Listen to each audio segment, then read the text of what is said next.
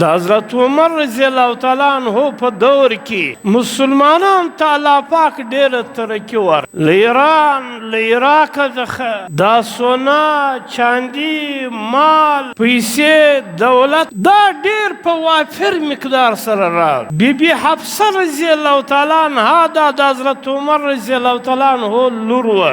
دې ودې خپل پلار ته ویل چې اوس خو غربت ختم سو، نیستي نسته، مال او دولت بیخي ډېر دی، که ستا خوښه یې زه به تا ته ښه نرمه ګرمه بستره در جوړه چې ته ښه آرام پکې کوې. حضرت عمر رضی الله تعالی عنہ لره ډېر غصه ورل، خشم ورل. ول زما د پیغمبر ته بیبي وې د هغه بستره څنګه وه؟ بیبي حفصې رضی الله تعالی عنها ورته ویل چې د هغه خو یو ټاټ یو خور بې هوار کوي دا بل بې پر ځان واچو. نو ته ما د خپل پیغمبر د طریقې څخه اړه چې د هغه څه رقم بستره وه زما به هم هغه رقم بستره وي. حضرت عمر رضی الله تعالی عنہ چې کله شام پته سو نو دی په سرکاري دوره باندې روان، د ده و کمیس ته پینې لګېدلې وې. نو دی چې په سرکاري دوره روان سو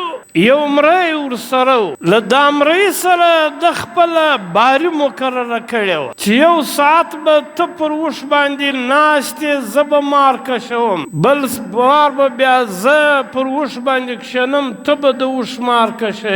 شام ته ورنږدې سو ابو عبیده رضی الله تعالی عنہ د استقبال راوتلی و د حضرت عمر رضی الله تعالی عنہ. هغه چې ورته وکتل د حضرت عمر رضی الله تعالی عنہ وکالوی ته پینې لګېدلې او بیا د خدای شان دا چې دی و شام ته داخلېدی دلته لمبر د مرۍ راتلی چې هغه به پر اوښ سپري او حضرت عمر رضی الله تعالی عنہ به د اوښ مار کشي په شام په ښار کې. د اوښ د سپرېدو لمبر د مرۍ و. نو ابو عبیده بن جراح رضی الله تعالی عنہ ورته ویل یا امیر المؤمنین که ته یو ورځ دوې دلته صبر وکې زه به یو ښه شاهي لباس در جوړ یو شاهي آس به در راولم، ته به په ښه شان او شوکت و شام ته داخل سي. حضرت عمر رضی الله تعالی عنہ یو جمله وویله ډېره زبردسته جمله ده. ونحن القوم عزنا الله بالاسلام. موږ هغه قوم یو چې الله پاک و موږ ته عزت په اسلام سره راکړی، په لباس سره نه دی راکړی، په ښو سوارۍ سره نه دی راکړی، په مال او دولت سره نه دی راکړی.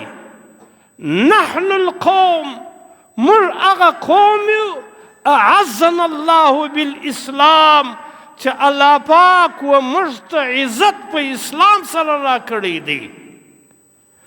زه به هم د دغه پینو په کالوی کې و شام ته داخلېږم او پر دغه کیفیت به داخلېږم چې مری به پر اوښ پورې زه به د اوښ مار کشوم او دا زما د پیغمبر سنت دی.